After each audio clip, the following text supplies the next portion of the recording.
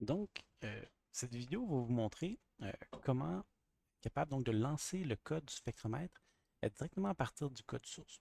Parce que, en gros, ceux qui ont accès donc au dépôt, ben, en fait, vous pouvez avoir accès donc dans le lien sous la vidéo. Euh, Ici, dans le README en français, j'ai mis un lien directement pour un installateur qui nous permet d'installer le programme directement sur un ordinateur Windows. Et en fin de compte, on le retrouve ici donc dans le menu démarrer. Puis on a le petit programme spectromètre qu'on peut lancer pour soit regarder des images de spectre qu'on a pris avec le spectromètre ou même le connecter directement avec notre caméra pour être capable de voir une acquisition en temps réel d'un spectre et l'afficher sur un graphique. Donc, on aimerait également pouvoir faire ça directement à partir du code source, même si vous voulez modifier justement le code source puis ajouter vos propres fonctionnalités au code. Donc, on peut aller directement au lien du dépôt, télécharger le code donc, dans un fichier donc zip ici. C'est assez rapide à télécharger, ça fait à peu près donc 80 000 octets. Donc, c'est très très petit comme fichier. Et maintenant, donc, on peut avoir le fichier zip. On va simplement le dézipper ici. Donc, je vais simplement donc extraire le fichier zip et tout simplement donc, le mettre dans le dossier download. Il est déjà dans un dossier. Sinon, ça fait un dossier dans un dossier. Là, je vais simplement le renommer. Je vais l'appeler Spectro parce que j'ai déjà un fichier qui s'appelle spectromètre. Je vais juste appeler Spectro ici. Et je vais me le copier justement donc dans un autre dossier. Tout simplement, je vais me le couper. Et dans un dossier ici, je mets projet kit. On va simplement coller ça ici. Maintenant, ce qu'il nous reste à faire, c'est d'installer la bonne version donc, de Python. Je les ai déjà téléchargés ici, ils sont déjà même installés.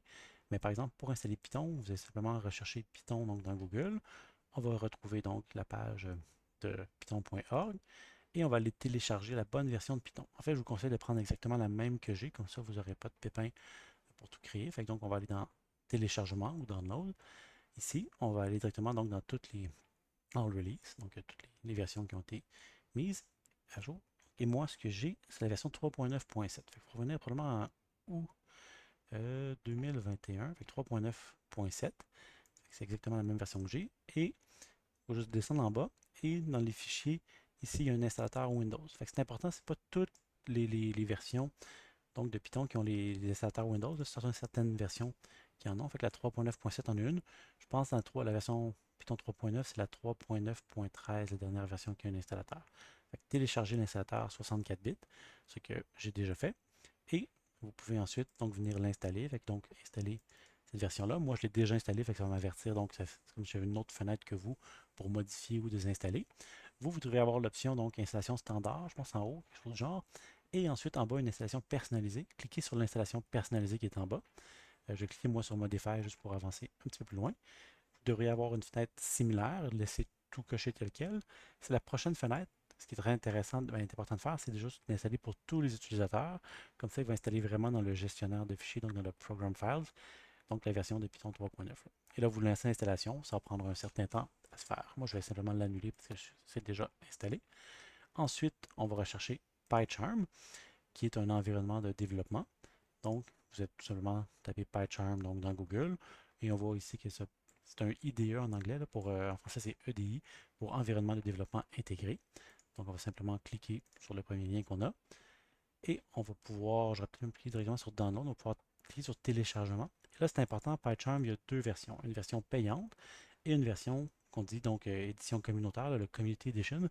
Fait la version professionnelle, elle est payante. Fait que si vous téléchargez ça, vous allez avoir 30 jours d'essai. Ensuite, vous allez devoir payer un abonnement. Sinon, allez à la version plus basse, Community Edition, téléchargez ça.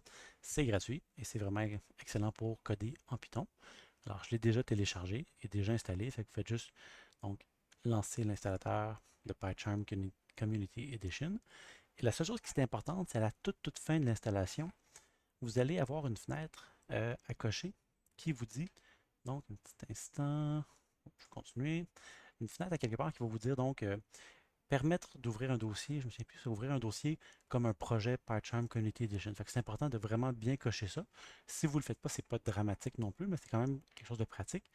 Et je vais vous montrer ce que ça peut faire. Fait que je vais juste je vais quitter parce que je l'ai déjà installé. Fait que si on regarde ce que ça peut faire, maintenant qu'on je remis donc les downloads, ça c'est ma version de Python, c'est le même pour l'instant. Fait que si je regarde où j'ai mis mon code source, Git ici, Spectro.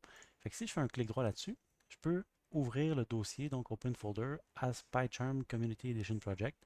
Donc, je vais l'ouvrir comme un fichier. Fait que ça va me permettre d'ouvrir directement ce dossier-là comme un projet. Fait que je vais faire ça à l'instant. Et ça devrait m'ouvrir directement donc PyCharm dans un instant.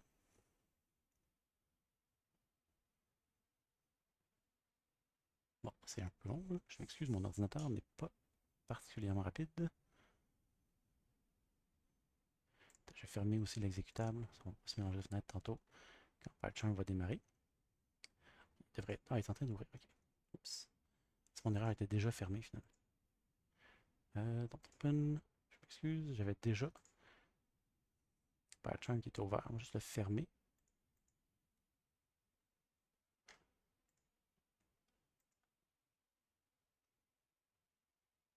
Parfait. Fait que je vais ouvrir celui-là à nouveau. C'est une vieille version. Juste supprimer ça. J'espère que ça. Parfait. On va ouvrir celui-là donc. Dans le projet PyCharm. Là, PyCharm devrait ouvrir. Fait que je m'excuse. Tantôt, il était déjà ouvert avec une autre version de ce projet-là. C'est pour ça que je l'ai renommé justement. Je ne veux pas qu'on se mélange entre les deux. Et ça vous dit, est-ce que vous faites confiance à ce projet-là? Oui, on fait confiance.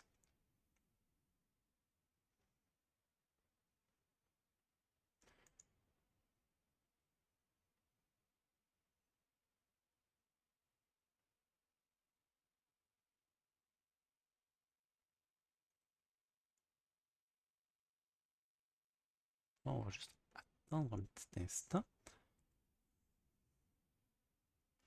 Je mets ça un instant. Bon, ça, je voulais pas ça. Ici, nous-mêmes, nous configurer un interpréteur. Vous ne devriez pas avoir cet interpréteur-là, parce que ça, c'est un interpréteur que moi, j'ai déjà.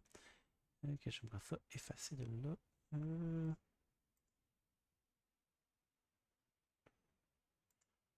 On va le remplacer. Vous ne devriez avoir aucun interpréteur là, mais je pense que c'est pas problématique.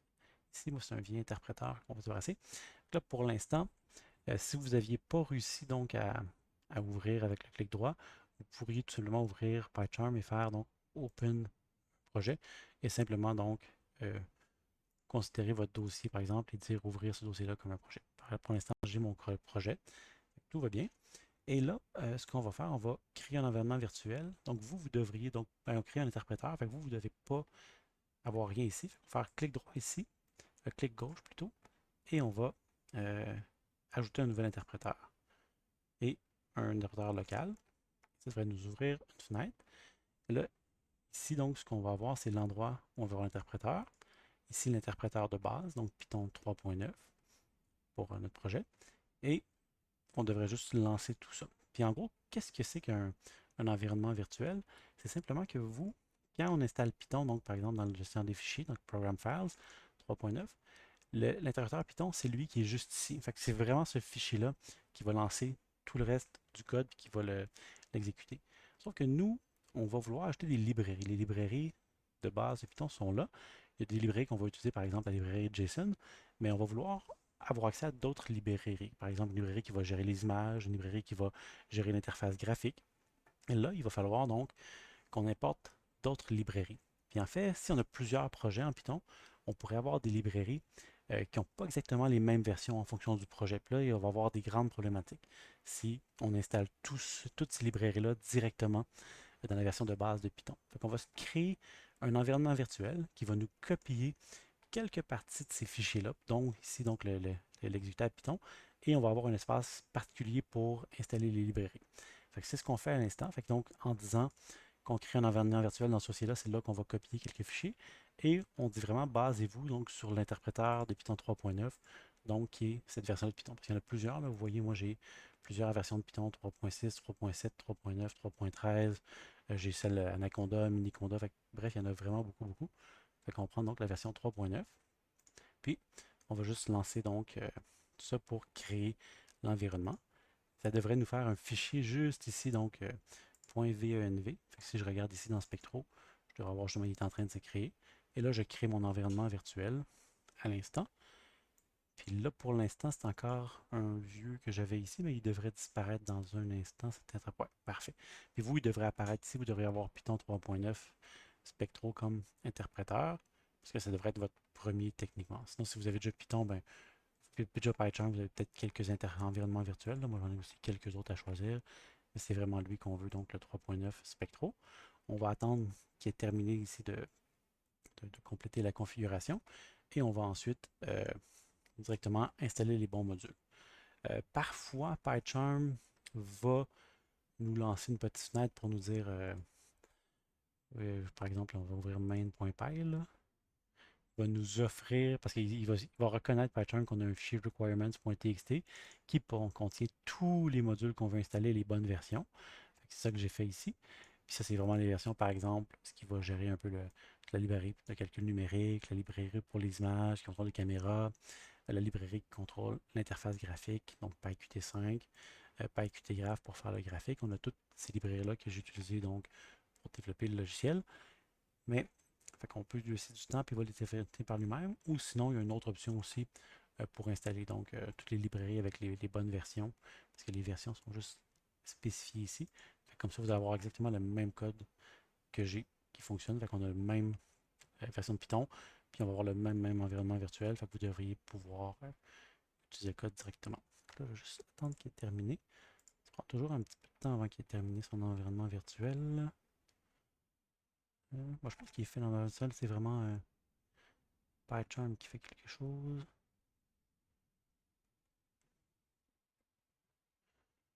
Parfait. Puis est-ce qu'il nous suggère d'installer quelque chose? Non. Bref, s'il nous suggère d'installer rien, c'est pas très très grave. On va le faire par nous-mêmes. S'il vous dit que vous avez un fichier requirements puis qu'il vous suggère qu'il vous propose de tout installer donc en arrière-plan, ben, c'est parfait pour vous. Mais sinon, on peut juste aller voir dans le README. Puis dans le README, je dis exactement pour créer l'environnement virtuel, on a cette petite commande-là à taper. Fait qu'on va juste copier cette commande-là, donc pip install-r requirements.txt. On va aller voir le terminal. Fait en bas à gauche, c'est pas le Python console, là, vraiment le terminal qui est ici. Puis si on a le terminal juste là, on devrait être capable donc ici de voir qu'on est dans notre environnement virtuel. Vous voyez ici, ça spécifie qu'on est dans notre environnement virtuel. Ici, on est vraiment dans le bon dossier. Et on va seulement coller cette commande-là et on va aller lire le fichier requirements et on va installer donc avec le PIP, là, je pense que c'est pas Python Installation Package, c'est pip Installation Package, c'est comme un acronyme récursif, je ne sais plus comment on appelle ça exactement, là, mais bref, il va installer tous les modules qui sont spécifiés donc ici un après l'autre, il va les télécharger, fait qu'on va simplement faire ça directement, ça va tout simplement donc créer notre bon environnement virtuel. On laisse ça aller, ça va prendre encore quelques temps. Je vais essayer de parler pendant qu'on télécharge les environnements virtuels et qu'on les installe. Certains sont un peu plus longs que d'autres. Si je me rappelle bien, OpenCV, c'est quand même assez long.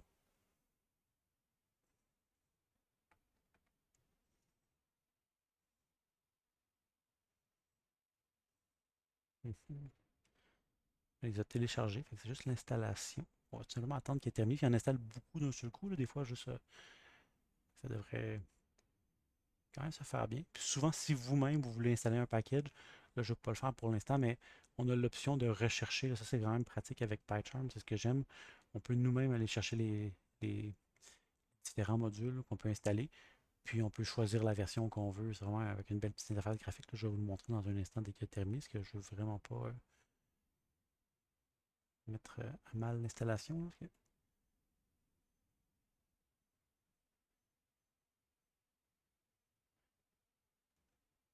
Tout ça devrait prendre environ 2 ou 3 minutes installé. Puis après, je vais vous montrer là, dans l'environnement virtuel ici, dans la section librairie, on devrait voir justement. Ah, ils ont tout installé. Fait, vous voyez, tantôt, c'était quand même, il y avait quelques fichiers, mais maintenant, là, on voit vraiment tout. Donc, NumPy, OpenCV, toutes les librairies qui sont dans la liste, et même plus les librairies qui sont dépendantes des librairies. Maintenant, on a vraiment tout notre module qui est fait. Ça semble être correct. Puis là, ça m'avertit bien entendu que ouais, je suis pas la dernière version du Python, du pip installation package. Puis, ouais, puis il m'a dit que je pourrais faire une mise à jour. Puis sinon, ce que je voulais vous montrer, donc pour l'interpréteur, je vais aller dans Interpreter Settings. On a justement l'option, donc, ici, là, il devrait voir toutes les. Pourquoi il ne voit pas tout ce qu'on a là-dedans? Petit instant.